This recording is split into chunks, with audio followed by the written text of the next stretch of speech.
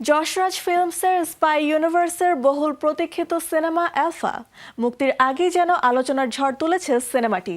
কখনো পোস্টার ও টিজার ঘিরে নকলের অভিযোগ, কখনো আলিয়ার রেকর্ড পরিমাণ পারিশ্রমিক, কখনো বা সেন্সর বোর্ডের ছাড়পত্র। সব মিলিয়ে সিনেমাটি বলিউডে সময়ের চর্চিত এক অধ্যায়। 18वां जन्मदिन मुबारक। বলিউডে আলফাকে ঘিরে উন্মাদনার শেষ নেই। বহুল প্রতীক্ষিত স্পাই ইউনিভার্সের এই সিনেমা মুক্তির আগেই উঠে এসেছে আলোচনার কেন্দ্রবিন্দুতে। আলিয়া ভাট হয়ে উঠেছেন টক অফ দি বলিউড।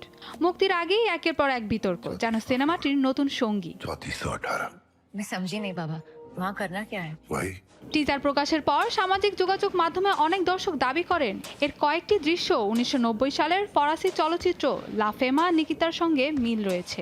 আবার নেকড়ে ও ভেড়ার উপমাকে অনেকেই আমেরিকান স্নাইপারের বহুল আলোচিত সংলাপের সঙ্গে তুলনা করেছেন।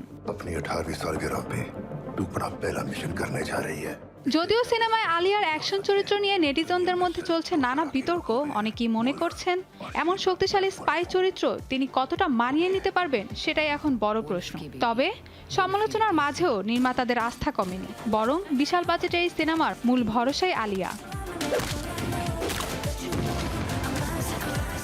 বিতর্কের পাশাপাশি আলোচনায় রয়েছে সিনেমার পারিশ্রমিকও। ভারতীয় বিভিন্ন গণমাধ্যমের দাবি আলফার জন্য 25 কোটি রুপি পারিশ্রমিক নিয়েছেন আলিয়া ভাট। সেই হিসেবে বলিউডের সর্বোচ্চ পারিশ্রমিক প্রাপ্ত অভিনেত্রীদের তালিকায় পৌঁছেছেন তিনি। অন্যদিকে ববি দেওল পেয়েছেন প্রায় 6 কোটি রুপি। শর্বরী ওয়াগ ও অনিল কাপুরের পারিশ্রমিক প্রায় 3 কোটি রুপি করে। দীর্ঘদিন ধরে বলিউডের সর্বোচ্চ পারিশ্রমিক প্রাপ্ত অভিনেত্রীদের তালিকায় ছিলেন দীপিকা পাড়ুকোন ও ক্যাটরিনা কাইফ। দীপিকা প্রতিটি সিনেমার জন্য 20 কোটিরও কিছু বেশি এবং ক্যাটরিনা প্রায় 15 কোটি রুপি পারিশ্রমিক নিতেন।